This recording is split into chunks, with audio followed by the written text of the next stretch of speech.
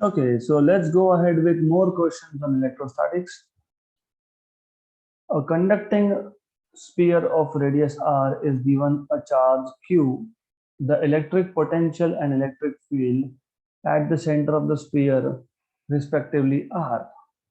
तो आपके पास एक conducting sphere है which is given a charge q and the radius of this happens to be r. तो ये जो कंडक्टिंग स्फीयर है इसका रेडियस r है, इसको हमने एक चार्ज दिया है, दैट चार्ज इज q.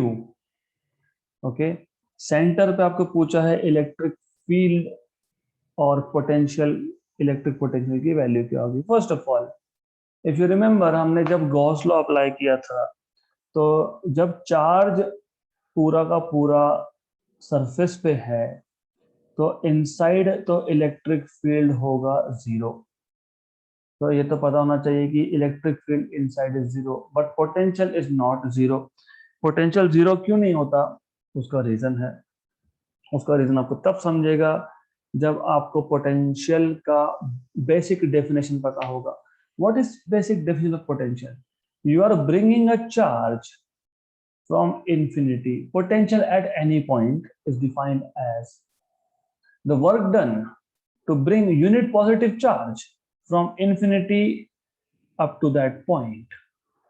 तो जब मैं infinity से इस चार्ज को लाके सेंटर पे रख रहा था, राइट, तो क्या हुआ? पहले मैं infinity से सरफेस पे लाया, फिर सरफेस से अंदर लेके गया, किसको? यूनिट पॉजिटिव चार्ज को. तो पोटेंशियल इज नॉट जीरो क्योंकि पोटेंशियल ये बाय डेफिनेशन वर्क डन है. इलेक्ट्रिक फील्ड ये वर्क डन नहीं होता है. तो आपको पता होना चाहिए इलेक्ट्रिक फील्ड इनसाइड तो anyways is zero.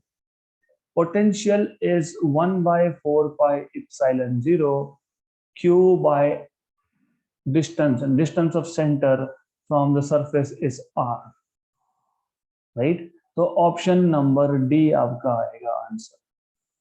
Electric field zero है और potential 1/4 pi epsilon 0 charge by distance है, तो q by r है. This is how you are supposed to solve this question. This oral question, इसमें इससे ज्यादा कुछ नहीं है, just basic understanding. Electric field inside will be zero according to Gauss law. क्योंकि Gauss law क्या था? E bar dot ds bar का इंटीग्रेशन मतलब flux is equal to charge enclosed by epsilon 0. जब चार्ज ही अंदर जीरो है तो फिर इलेक्ट्रिक फील्ड भी जीरो होता है. ये हमने थियरी क्लासेस में देखा है. Next question, question number 10.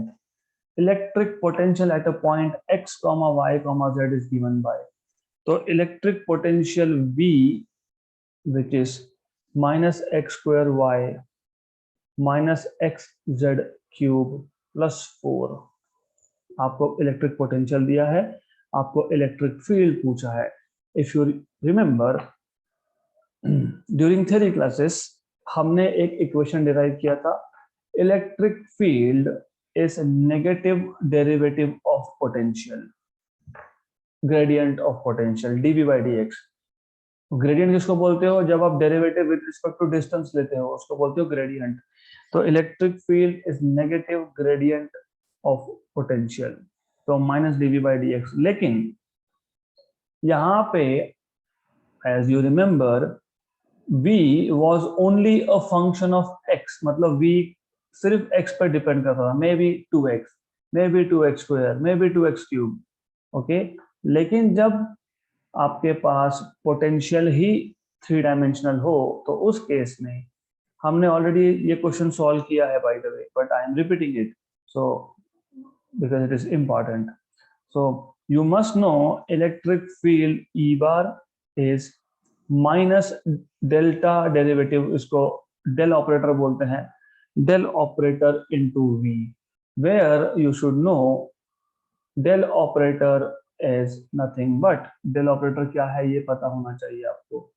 del operator is nothing but डावा डावा x I cap plus dabba y j cap plus plus plus plus plus plus dabba z k cap. अभी ये dabba x मतलब partial derivative with respect to x. तो अगर आपको partial derivative नहीं पता है तो डजंट मैटर, इसको सिर्फ डी डी एक्स बोल देना चलेगा, कोई प्रॉब्लम नहीं है, doesn't matter. Okay, if you don't know because you may belong to need group, you don't have mathematics, you don't know what is partial derivative, that is okay, no issues with it. So आप लिखोगे therefore e bar is equal to minus del del तो आ गया dabba x I cap plus dabba y j cap plus dabba z k cap into v bar into v is not vector, not v bar into potential v. और potential v का आपको formula दिया हुआ है, लेकिन मैं यहाँ पे सिर्फ पहले अब बाहर पोटेंशियल v लिख देता हूँ v. तो इसको आप लिख सकते हो माइनस dabba x ऑफ ये v अंदर मल्टीप्लाई कर दो I cap plus dabba v by dabba y j cap plus dabba v by dabba z k cap. ऐसा आपके पास आएगा. This is what you are going to get. ऐसा आपके पास आने वाला है. ओके, सो नाउ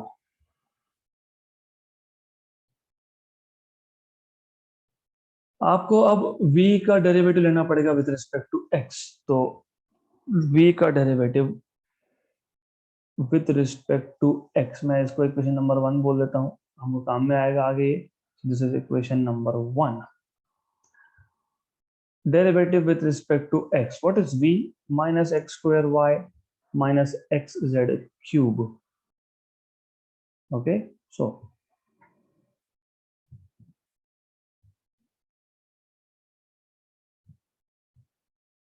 तो इसका डेरिवेटिव लेना पड़ेगा. You will have to take derivative of this. मतलब पहले टर्म का डेरिवेटिव माइनस सेकेंड टर्म का डेरिवेटिव.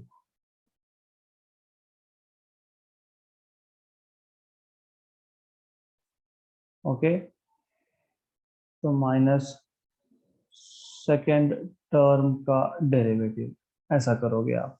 तो ऑब्वियसली यहाँ पे y कांस्टेंट है, तो ये आ जाएगा माइनस वाई आउटसाइड, और एक्स स्क्वायर का डेरिवेटिव 2x, तो माइनस 2xy माइनस यहाँ पे आ जाएगा z क्यूब, तो कांस्टेंट है, derivative of x with respect to x is 1, तो ये आ जाएगा माइनस z क्यूब.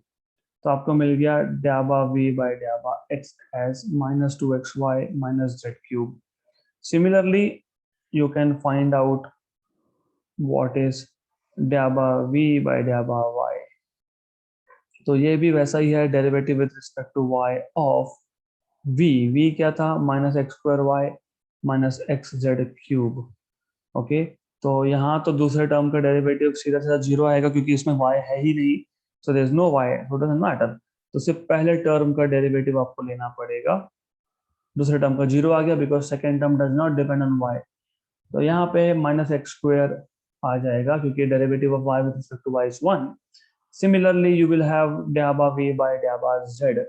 तो यहाँ पे जब आप विद रिस्पेक्ट टू z लोगे तो पहले टर्म का डेरिवेटिव जीरो होगा, सेकेंड टर्म का आ जाएगा माइनस, सेकेंड टर्म का डेरिवेटिव आपको लेना पड़ेगा x z cube with respect to z है डेरिवेटिव, सो ये taking derivative with respect to z.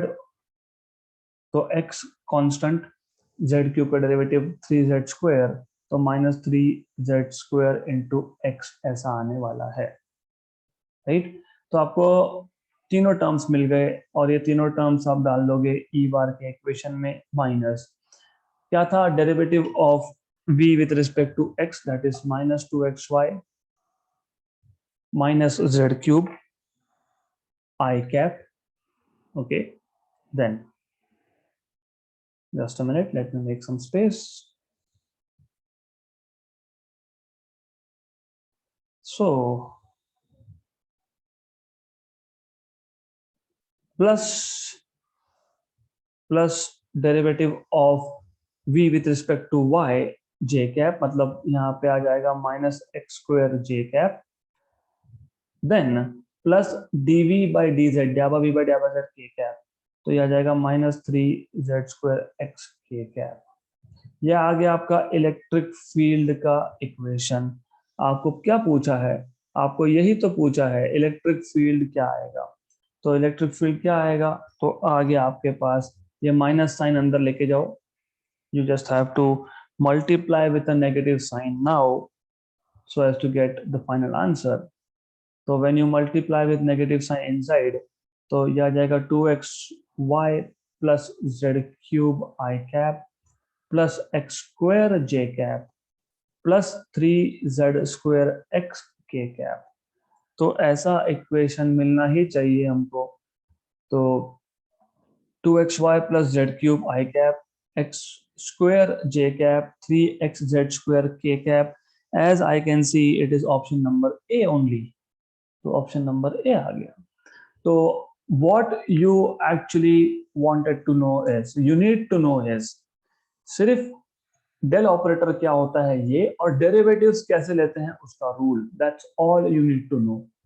Derivatives लेते आ गया तो क्वेश्चन इज सिंपल। और बाय द वे 2015 नीट का क्वेश्चन है ये, so that's why I keep on telling you mathematics लगेगा। Next question, question number 11th, the electric potential at a point in free space due to a charge q coulomb is, electric potential v जो आपको पता है by definition is k q by r, ये आपको बोला है ये है q into 10 power 11 volts। the electric field at the point is, जिस पॉइंट पे पोटेंशियल आपको दिया है उसी पॉइंट पे आपको इलेक्ट्रिक फील्ड कितना है ये पूछा है।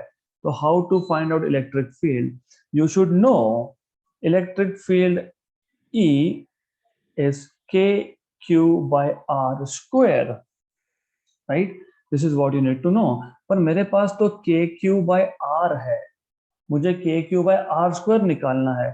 तो कैन आई डू दिस, मैं ऐसा करूंगा k q k square q square by r square, okay, then 1 upon k q। Why, मैंने सिर्फ एडजस्टमेंट किया है, I have done nothing but adjustment.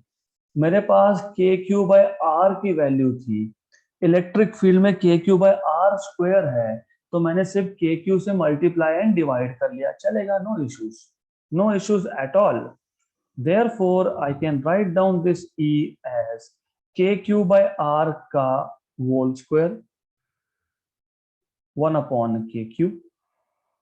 लेकिन ये के क्यू बाय आर तो v है, v स्क्वायर अपॉन के क्यू, लेकिन v आपको दिया है q इंटू 10 पावर 11 का स्क्वायर अपॉन के क्यू। तो therefore this is equal to q square into 10 power 22 upon के Q, cancel and cancel. Therefore, you have this as q into 10 power 22, but अगर आपको याद है k which was 1 upon 4 pi epsilon 0, this is equal to 9 into 10 power 9। This is important, ये आपको पता होना चाहिए, ओके। तो k की वैल्यू 1 upon 4 pi epsilon 0 होता है, आपको ये पता होना चाहिए। तो यहाँ पे जो नीचे k बचा है, इस k की वैल्यू हम लोग सब्स्टिट्यूट करेंगे 1 अपॉन 4 पाई इप्सिलॉन 0, ये ऊपर जाएगा तो आ जाएगा 4 pi epsilon 0 q into 10 power 22, 4 pi epsilon 0 q into 10 power 22 volt per metre, option number C. So you see the question is very simple.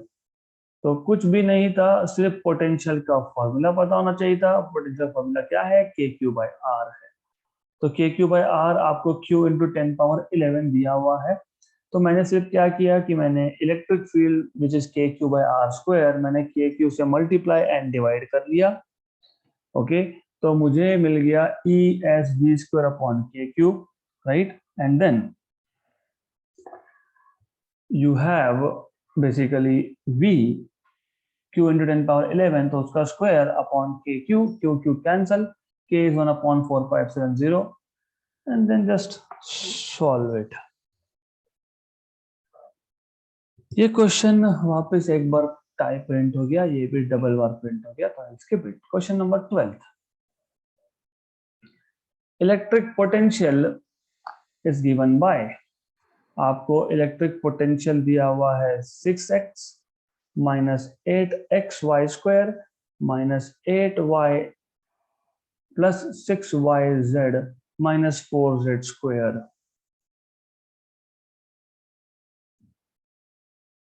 So this is electric potential, 5 term है electric potential में. This is what it is. Then electric force acting on 2 coulomb point charge placed on origin will be, potential दिया है, पूछा है force. Okay, very good. तो इस question को solve करने का एक स्पेसिफिक मेथड है. What do you know? Force is charge into electric field, but electric field as we just did was minus del v. तो क्या करेंगे, हम पहले इलेक्ट्रिक फील्ड निकाल लेंगे ओरिजिन पे यूजिंग पोटेंशियल, फिर उस इलेक्ट्रिक फील्ड की वैल्यू का यूज करके हम लोग निकाल लेंगे फोर्स. तो पहले इलेक्ट्रिक फील्ड निकालो by the same formula, E bar as minus del operator. अभी मैं डेल ऑपरेटर लिख नहीं रहा हूं क्योंकि हमने अभी अभी किया, माइनस ड्याबा वी ऑफ ड्याबा एक्स आई कैप plus ड्याबा v by ड्याबा y j cap plus ड्याबा v by ड्याबा z k cap. This is what you have. तो अब आप डेरिवेटिव ले लो. तो अब इसको इक्वेशन नंबर 1 बोल लो, derivative of v with respect to x. तो derivative of v with respect to x, तो 6x minus 8xy square minus 8y लिख के फायदा नहीं है क्योंकि विथ रिस्पेक्ट टू डेरिवेटिव लोगे तो जीरो होगा, प्लस 6yz ये लिख के फायदा नहीं है कि इसका डेरिवेटिव भी जीरो होगा, माइनस 4z स्क्वायर ये भी लिख के फायदा नहीं होगी, इसका डेरिवेटिव भी जीरो होगा. तो जब आप लिख रहे हो ना, इमीडिएटली समझ में आना चाहिए कि उसका डेरिवेटिव जीरो होगा. क्यों? क्योंकि derivative with respect to x है, इस टर्म में, इस टर्म में और इस टर्म में x तो है ही नहीं. तो if there is no x, derivative is zero. तो उससे पहले टर्म का डेरिवेटिव आपका 6x का डेरिवेटिव 6 आएगा, 8xy स्क्वायर का 8y स्क्वायर, और derivative of x with respect to x is 1. Good good. ये आपको मिल गया x component of electric field. This is x component of electric field. Similarly आप y कंपोनेंट निकाल लो. तो अब वापस से वही स्टोरी है, the same story will be repeated again. Okay, अब मैं ज्यादा इन डेप्थ जाऊंगा नहीं. I will just tell you, जिसमें y नहीं है, जिस टर्म में y नहीं है, उसका डेरिवेटिव सीधा सीधा जीरो होगा. यहाँ पे y नहीं है, यहाँ पे y नहीं है. ओके, और यहाँ पे z कॉपी नहीं हुआ, तो z कॉपी होना चाहिए था, तो यहाँ पे z आएगा. तो पहला टर्म 6x और आखिरी टर्म में y नहीं है, तो उनका डेरिवेटिव नहीं आएगा. बीच का जो टर्म है minus 8x common, Y square का 2y, तो माइनस 16xy, माइनस 8y का माइनस 8 और प्लस 6yz का 6z, इतना ही आपको मिलेगा derivative. This is what you have.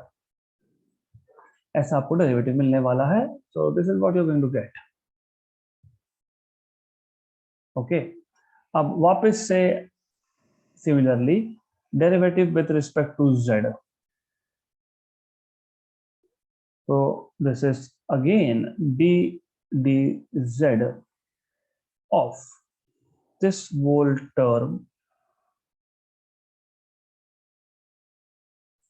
उसमें ये मैं हटा देता हूं यहां से. ये भी हटा देता हूं। तो अब again the same logic applies. जिसमें z नहीं है उसका डेरिवेटिव जीरो आएगा। ये गया, ये गया, ये गया, इन तीनों का डेरिवेटिव आएगा नहीं, जीरो आएगा। प्लस 6yz का डेरिवेटिव आपके पास प्लस 6y आएगा, और माइनस 4z² का माइनस 8z आएगा।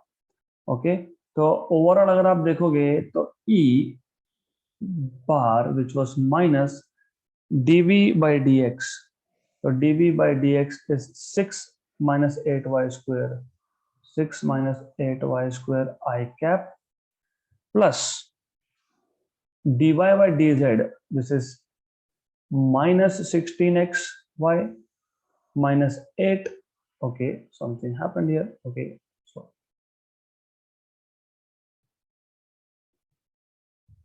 minus 8y plus 6z j cap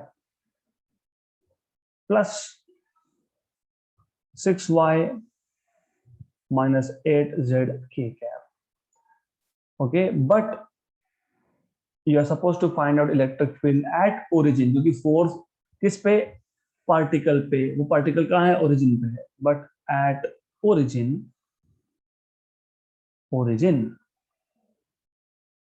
you will have electric field E bar at origin 0 0 0। तो बेसिकली क्वेश्चन को एक बार अच्छे से देख लो, पोटेंशियल दिया है और एक भी डेरिवेटिव गलत हुआ तो सारा का सारा आंसर गलत होगा। This is what you need to know, this is something really really important. तो डेरिवेटिव्स आपको अच्छे से करने पड़ेंगे, राइट? तो दैट इज फाइन। सिर्फ गलती कहाँ हुई है, I see there should not be a Y over here. Okay, that's it. तो ओरिजिन पे x की वैल्यू, y की वैल्यू, z की वैल्यू 0। तो ये टर्म गया, ये टर्म गया, ये भी टर्म गया, ये तो पूरा ही गया गया। मतलब आप जब 0 डालोगे तो आपको मिलेगा 6i cap minus 8j cap, that's it. क्योंकि x, y और z की वैल्यू आपने 0 0 0 सब्स्टिट्यूट की है, तो आपको e बार मिल जाएगा 6i cap minus 8j cap. अब आप मैग्नीट्यूड ऑफ इलेक्ट्रिक फील्ड निकाल लो, डायरेक्शन नहीं, just magnitude. How do you find out magnitude of a vector? x component square plus y component square, तो ये आपको मिल जाएगा under root of 36 plus 64 under root of 100, that is 10। तो electric field मिल गया 10। Therefore force is charge into electric field. Charge 2 coulomb का था, if I am not wrong, it was 2 coulomb into electric field is 10। तो force acting on a charge of 2 coulomb eight the origin is 20 Newton. Option number D. So I'll explain this question again to you. This is a very very simple and interesting question. Potential दिया है, आपको पूछा है electric force on a charge of 2 coulomb which is at the origin कितना होगा। तो पहले potential से इलेक्ट्रिक फील्ड पे आओ। इलेक्ट्रिक फील्ड कैसे निकालते हो, मैंने एक एग्जांपल ऑलरेडी लिया है, दूसरा अब हो गया। Minus delta derivative del operator into v, मतलब माइनस डेवा v बाय डेवा x i कैप प्लस डेवा v बाय डेवा y j कैप प्लस डेवा v बाय डेवा z k कैप। तो आपको क्या करना है, आपको सिर्फ पोटेंशियल का डेरिवेटिव लेना है with respect to x y and z और वैल्यू सब्स्टिट्यूट करनी है इक्वेशन नंबर 1 में, and you get electric field का इक्वेशन लाइक दिस। अब हमको पूछा है force on a charge sitting at the origin, मतलब इलेक्ट्रिक फील्ड ओरिजिन पे कितना है वो देखना पड़ेगा। अब ओरिजिन पे आप जब वैल्यू डालोगे तो आप x की, y की, z की वैल्यू डालोगे 0 0 एंड 0, तो आपको मिल जाएगा 6i cap minus 8j cap. फिर आप इलेक्ट्रिक फील्ड का मैग्नीट्यूड निकाल लोगे, क्योंकि ये तो वेक्टर है, मैग्नीट्यूड निकालोगे तो 10 volt per metre electric field आपको मिल गया। Okay, then force is charge into electric field by definition, तो 2 into 10 20 न्यूटन का फोर्स। क्वेश्चन खत्म। 2014 का क्वेश्चन था ये। Next question number 13. A bullet of mass 2 gram is having a charge 2 microcoulomb. Okay, through what potential difference must it be accelerated starting from rest to acquire a speed of 10 meter per second? तो अच्छा question है. You have a bullet जिसका मास आपको दिया हुआ है 2 ग्राम. इस bullet पे चार्ज है 2 माइक्रोकूलम का. Okay, through how much of potential difference, let's say इन दोनों प्लेट्स में potential difference is V volt. तो ये पोटेंशियल डिफरेंस V कितना होना चाहिए so that the bullet acquire final speed of 10 metre per second. यहाँ पे इनिशियल स्पीड जो है वो 0 है. Final speed of bullet when it reaches at this point, it should be 10 meter per second, right? So that is a very simple question, but if you remember, हमने 1 eV of energy कैसे define किया था? How do we define 1 electron volt of energy? तो हम बोलते हैं कि हमारे पास 1 वोल्ट का पोटेंशियल डिफरेंस है. हम इस 1 वोल्ट के पोटेंशियल डिफरेंस में एक इलेक्ट्रॉन को रख देंगे. तो electron will start moving from negative to positive plate of the battery या फिर potential difference. तो when it starts moving, it starts acquiring, it starts gaining kinetic energy, क्योंकि पहले इलेक्ट्रॉन रेस्ट पे था. जैसे ही इलेक्ट्रॉन को आपने पोटेंशियल डिफरेंस में रख दिया, it starts accelerating, मतलब moving towards positive plate. और ये 1 वोल्ट के पोटेंशियल डिफरेंस में जब एक्सेट हो रहा है तो उसने जितना एनर्जी गेन किया है that is kinetic energy, that is eV. तो आप बोलते हो by definition kinetic energy is equal to charge into potential difference. क्योंकि ये वर्क डन होता है. Work done appears as increase in kinetic energy, that is what it means. ये formula बताना चाहिए.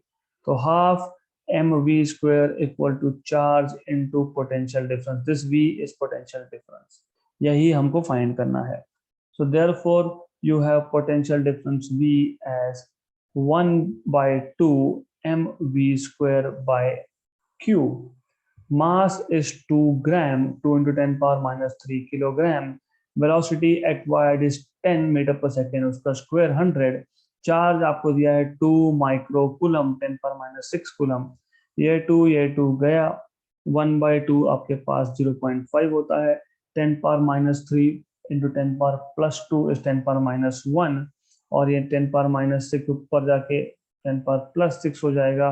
तो ये आ जाएगा 5 into 10 power minus 2 into 10 power plus 6, मतलब 5 इंटू 10 पावर 4, मतलब 50 इंटू 10 पावर 3, मतलब 50 किलो वोल्ट.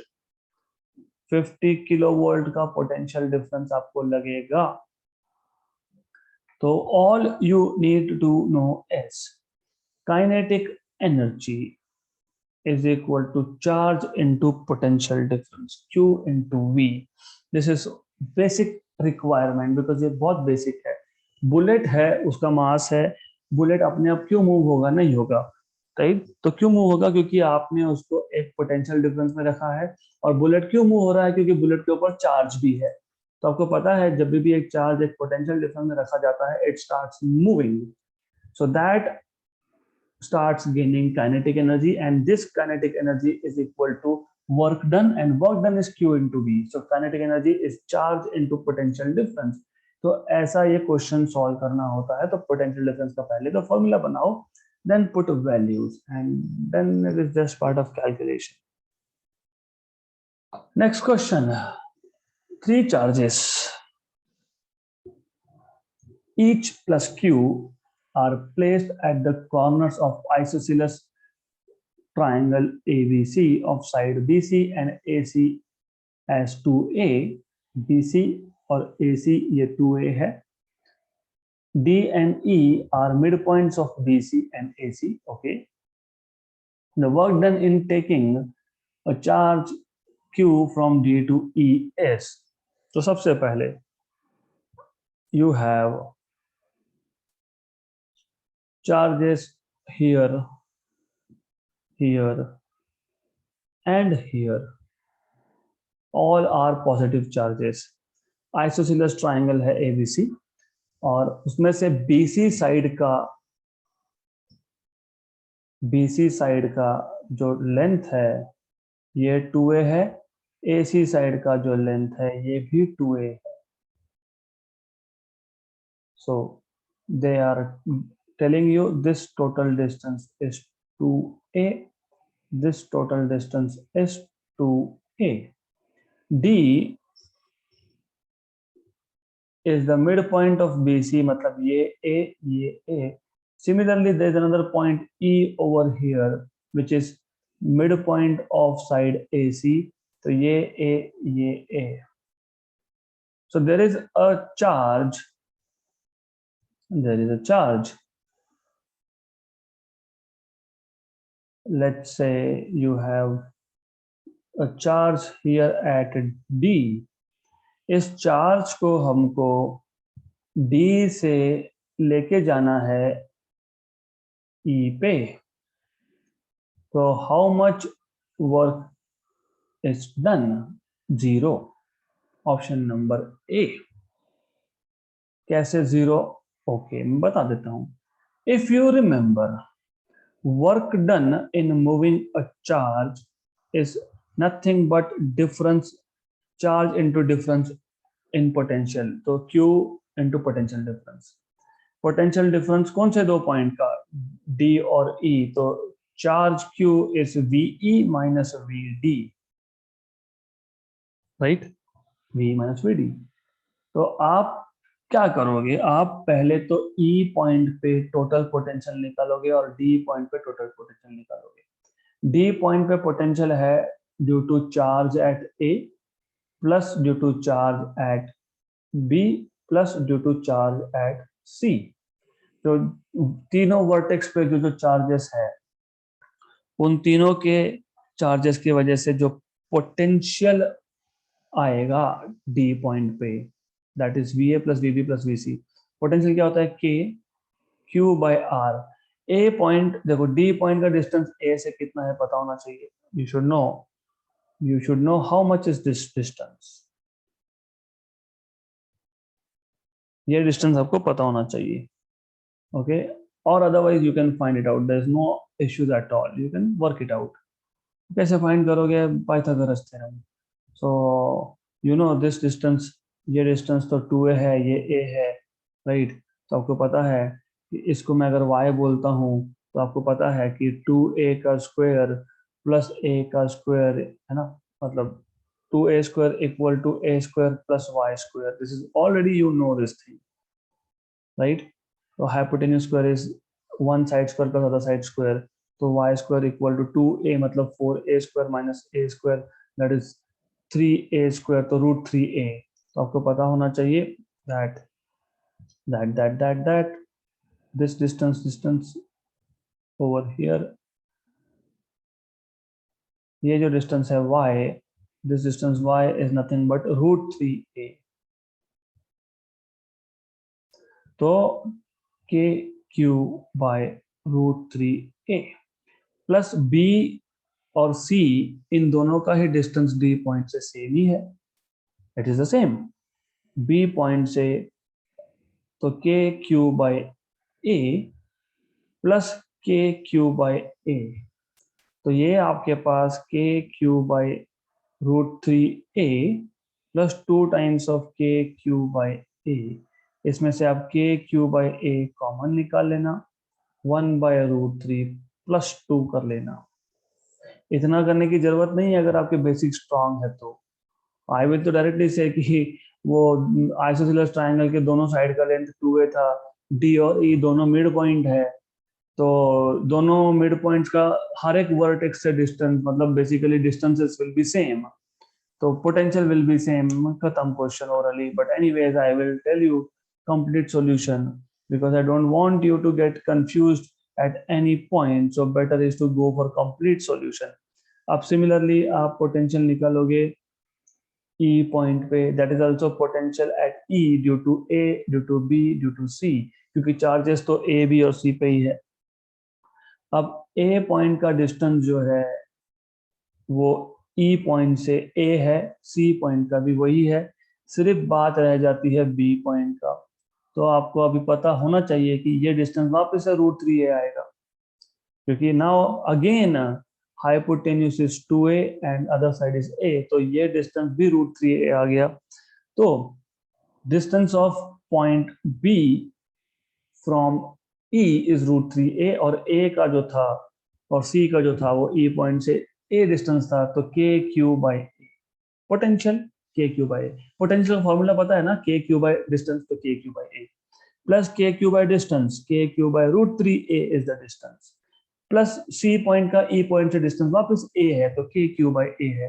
तो ये आपके पास 2KQ/A प्लस KQ/√3a, मतलब यहाँ पे आपको मिल गया वापस से KQ/A कॉमन निकाल लिया, 2 + 1/√3.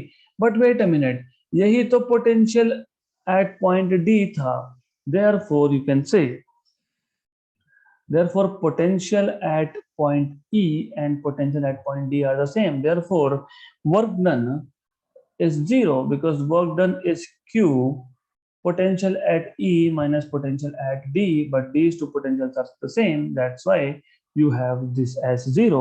मैंने तो क्वेश्चन देख के ही आपको बता दिया था कि ये 0 ही आने वाला है. It is going to be 0, तो वो 0 ही होने वाला था. So that's how it is. Right.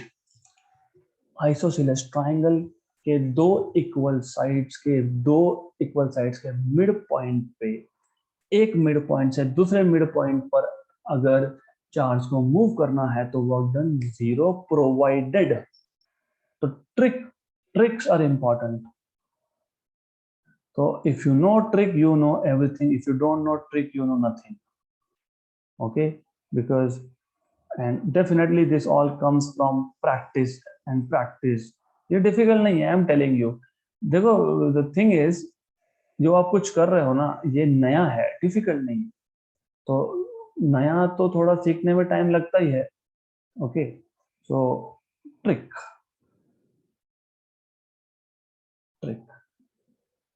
First, if charges at all the vertices of isosceles triangle था ना ये, of isosceles triangle are same. Condition number 1. Number 2, if another charge is being moved, okay, from midpoint of one side to midpoint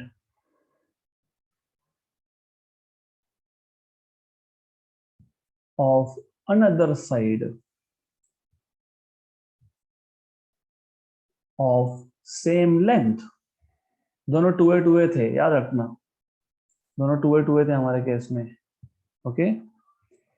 third, then potential at the midpoints happens to be same, then potentials at the midpoints are the same, are equal. Therefore work done is 0 because potential difference is 0. This is how you need to make trick out of this. तो इतना कौन solve करेगा? Practice, just practice and find out your tricks, and that's it. So this is how you're supposed to solve this question. Okay, so sufficient brainstorming for today. we will stop at this point, and in the next session we'll continue with more questions.